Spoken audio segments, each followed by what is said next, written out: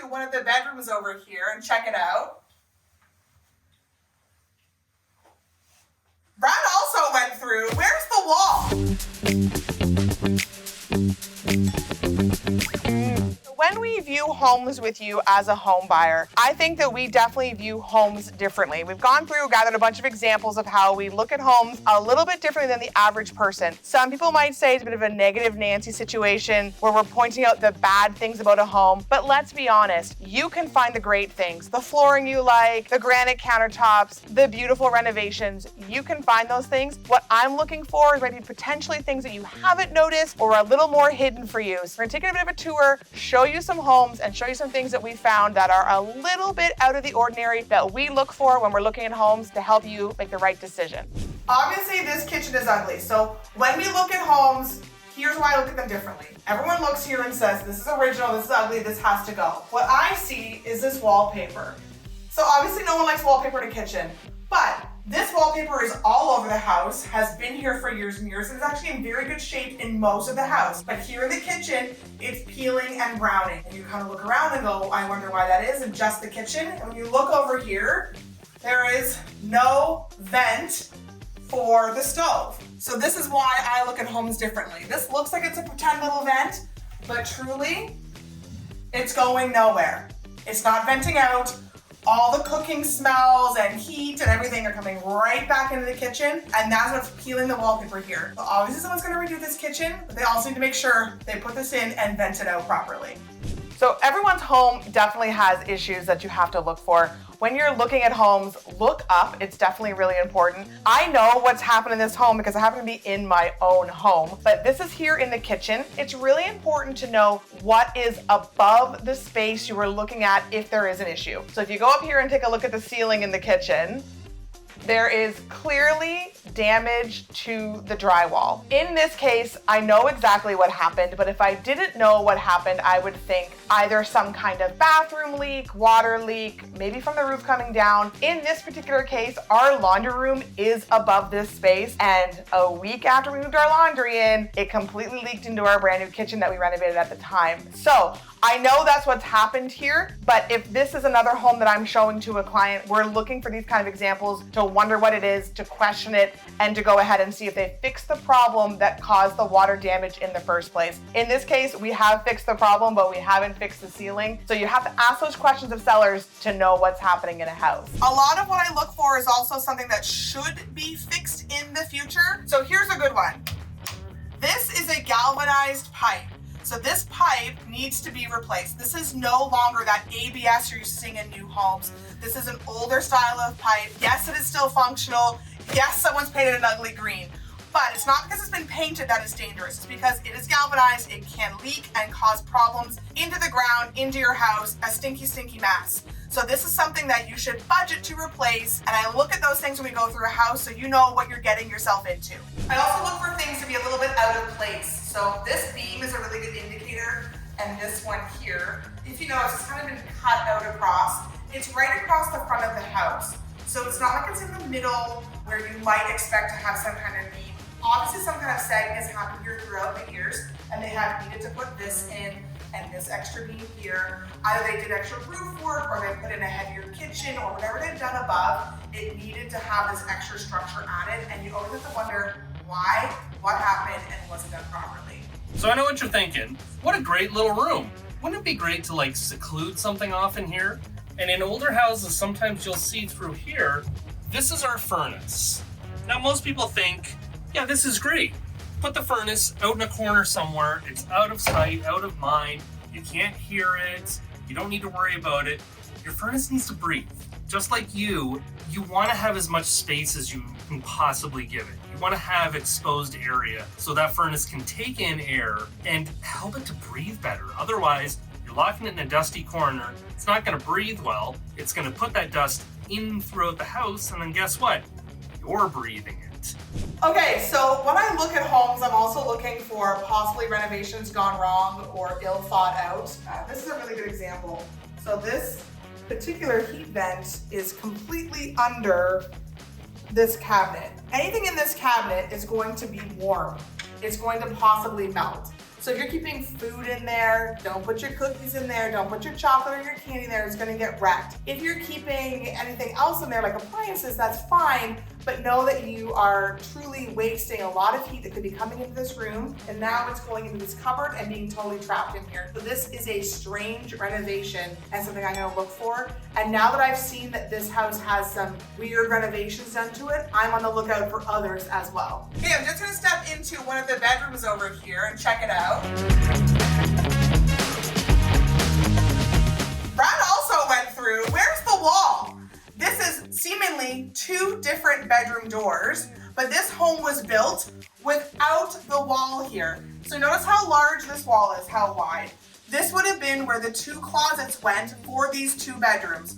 One pointing out this way, a little further over, one pointing out this way. I look up to the ceiling to see if truly this was ever a wall that got removed. When you notice that all of the special scalloping on the ceiling matches still, this was a choice made when this home was built.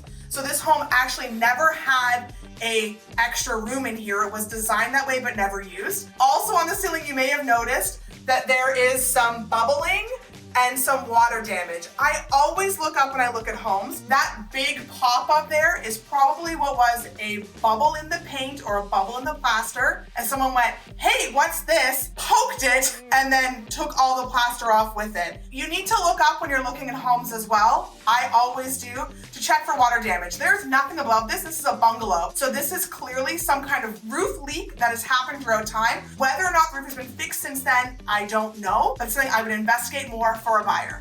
So people often ask, oh, this window is sweating or there's moisture. Oh, but it's cold out, it's warm inside, cold out there. Must be a temper differential, right?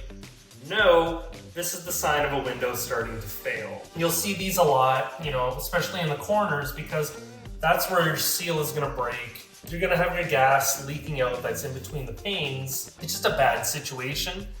You're gonna need to replace that window eventually. This is something that we look for, something that we know all too well, and it's immediately, once you know it, you can spot it. So this is one that has just started happening. The seal must have just gone on this.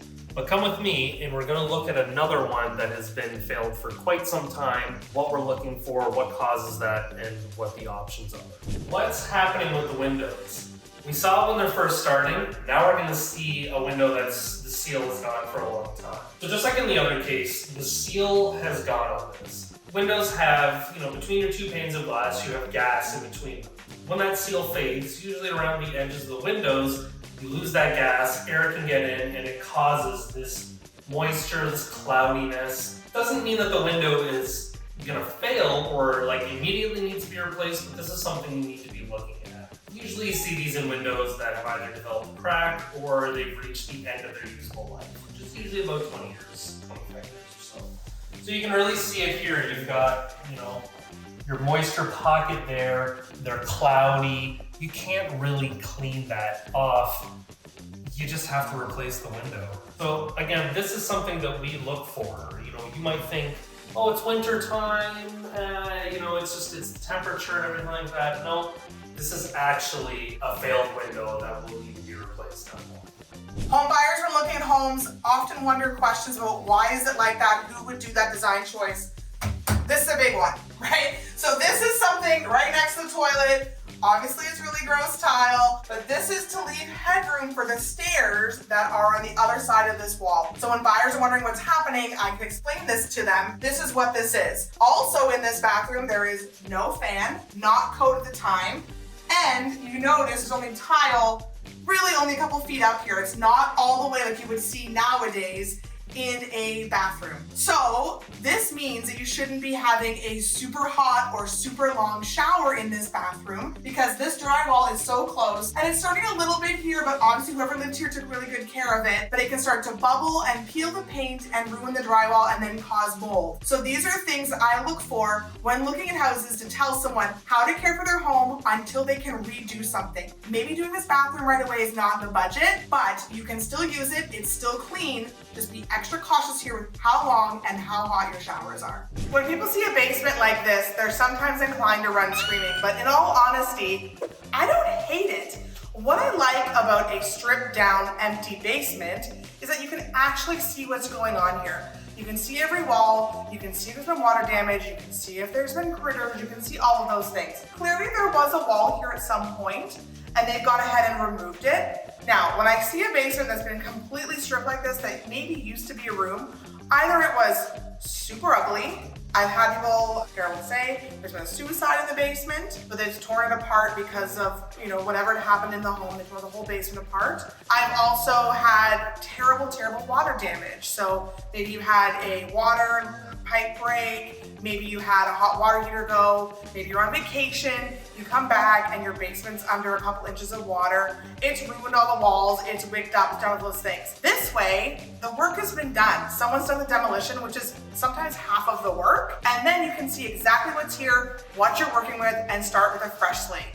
Within a home, there's also evidence of what has happened, is happening. Critters are a really good example. So right here, this is an older foundation. I know it's a stone foundation home, and it has this dirt here, which generally to me would say that some kind of bug, ant, critter is actually pushing through the foundation and their dirt and all their mess and coming into the home through this space. So this is something to keep an eye on to make sure that it's not actually a problem within a home, and to know what is happening here when you see evidence of things that might be bugs, critters, or anything else inside the house. Okay, so this one too is a foundation issue that's going on here. This happens to be right below where they keep their hose. And as you can see, this stone is kind of shifted out, this is shifted in. There's quite a large crack here within the foundation. I'm not super concerned about the house falling down here. What I'm more concerned about with critters, so mice, ants, whatever else might be coming in here, maybe even like wasps or bees, right? So be careful with things like this, an entry point into your home where some kind of critter might get in there and cause additional problems later. So one of the things that we also see quite frequently is down here. So a lot of the time you're putting some kind of a grate, chicken wire, something like that over these vents. This is typically where your furnace exhausts from. Sometimes you see them on like dryer vents and everything like that. This one has clearly rusted through. This is an excellent entry point for rodents.